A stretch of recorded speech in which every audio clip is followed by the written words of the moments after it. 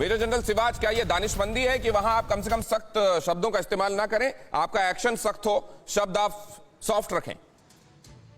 देखो, इमरान खान के पास कोई खास चॉइस है नहीं।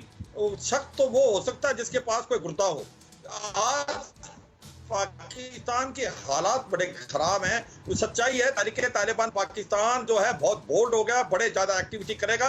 वो तालिबान के आने से अफगानिस्तान से इतना बोल्ड हो गया, वैसे ही लॉ वो लाना चाहता पाकिस्तान में, और मुझे नहीं लगता वो मानेगा।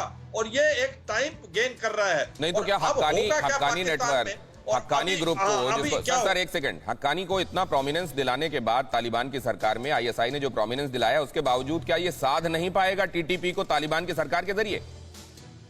बिल्कुल नहीं पाएगा। देखो, हक्कानी नेटवर्क जो है कि उसके कारण इनको और प्रॉब्लम आ गई है। आज कोई भी मान्यता नहीं दे रहा अफगानिस्तान को, और सच्चाई है वो आइसोलेट होकर सिविल वॉर की तरफ जा रहा है अफगानिस्तान।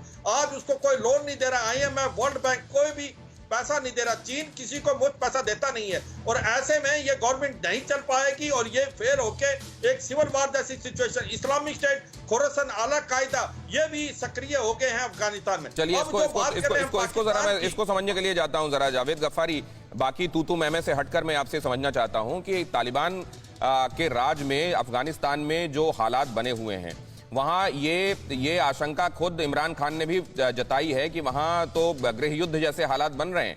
और अगर ऐसा होता है, आप जिस बात को कहते रहे हैं हमेशा कि हमारी जियोपॉलिटिकल सिचुएशन समझिए, हम समझिए कि हमारा नेबर कौन है, क्या आप लोगों को ये एक बड़ा डेंजर दिखाई देता है या ये भी टैकल हो जाएगा? दिनेश, सब चीजों को टैकल कर रहे हैं आहिस्ता आहिस्ता। आप पता क्या, आप कहते हैं मैं हंस रहा था, मैं हंसता पता क्यों कि पाकिस्तान ने कभी इंडिया के इंटरनल मामलात में टांग अड़ाई है? क्या पाकिस्तान ने कभी कहा है कि आसाम में जो हो रहा है वो इंडिया टैकल नहीं कर पा रहा? अब मुझको हंसी आ रही है। कश्मीर में जो करता है पाकिस्तान, अब वहां का कसाब आकर मुंबई में क्या करता है, इसके बाद आप कहते हैं अंदरूनी मामलों में दखल। जावेद गफ्फारी, मैंने आपसे सवाल कुछ और किया। देखिए, इसमें आएंगे ना तो मेरे पास बहुत सारी चीजें हैं, फिर कहीं और चला जाएगा मामला। मैंने आपसे ये पूछा, आपसे ये पूछा आप टैकल कैसे करेंगे अगर गृह युद्ध वाले हालात आपके प्रधानमंत्री को दिखाई दे रहे हैं? आप लोगों की क्या रणनीति है? समझौता अगर आपको बता दी तो फिर फायदा क्या हुआ? पॉलिसी वो जो आपसे शेयर कर दूं या हमारे हुकूमत आपसे शेयर करते तो फिर फायदा वो पॉलिसी नहीं रहती।